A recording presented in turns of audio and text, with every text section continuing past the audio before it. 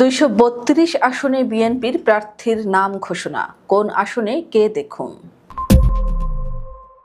ত্রয়োদশ জাতীয় সংসদ নির্বাচন উপলক্ষে ২৩২ আসনে সম্ভাব্য প্রার্থীর নাম ঘোষণা করেছে বিএনপি। সোমবার দুপুরে দলটির সর্বোচ্চ নীতি নির্ধারণী ফোরাম জাতীয় স্থায়ী কমিটির সভায় এসব প্রার্থীদের নাম চূড়ান্ত করা হয়।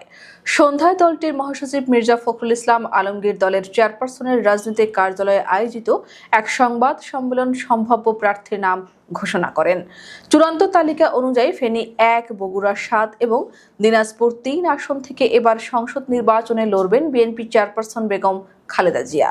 বগুড়া ৬ আসন থেকে লড়বেন বিএনপির ভারপ্রাপ্ত চেয়ারম্যান তারেক রহমান। ঠাকুরগাঁও ১ আসনে মির্জা ফখরুল ইসলাম আলমগীরের নাম রয়েছে।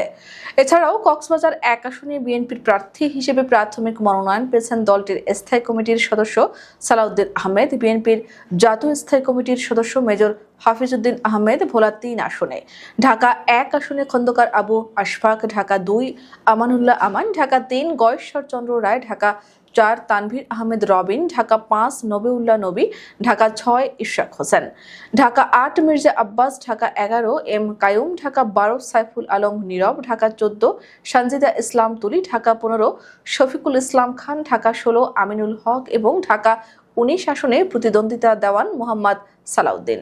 ঢাকা ৭, ৯, ১০, ১২, ১৩, ১৭, ১৮ ও ২০ আসনের প্রার্থী পরে ঘোষণা করা হবে। কুমিল্লা ১ আসনের স্থায়ী কমিটির সদস্য ডক্টর খন্দকার মোশাররফ হোসেন, স্থায়ী কমিটির সদস্য আমির খসরু মাহমুদ চৌধুরী চট্টগ্রাম ১০ আসন থেকে নির্বাচনে অংশ নেবেন।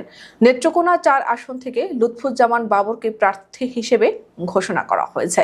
মির্জা ফখরুল বলেন, গণতন্ত্রে উত্তরণের পথকে আরও সুগম করার জন্য এবং আগামী আসন্ন নির্বাচনে অংশগ্রহণের জন্য বিএনপি কাজ শুরু করেছে। তারই ধারাবাহিকতায় আমরা আমাদের সম্ভাব্য প্রার্থীর নাম ঘোষণা করছি।